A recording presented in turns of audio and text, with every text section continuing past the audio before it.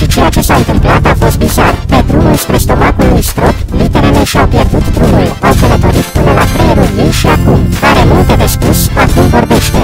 Cum? Vacamaro. Splash vorbește, da, ea vorbește și vorbește și vorbește și vorbește și vorbește. Ce este vacumul? Ce mâncăm din nou? Splash vorbește. Hei, ce știi? Numele meu nu este așa. Ea nu are întotdeauna dreptate, dar totuși acel Strop vorbește. Bună. Are o voce, este gata să strige, Splash îți va spune despre ce este vorba, uneori greșit, dar rareori îndoielnic. Splash îți va spune despre ce este unicitatea acelui thriller. Testare. 1, 2. Auzi eu vorbind, Splash vorbește și vorbește și vorbește și vorbește și...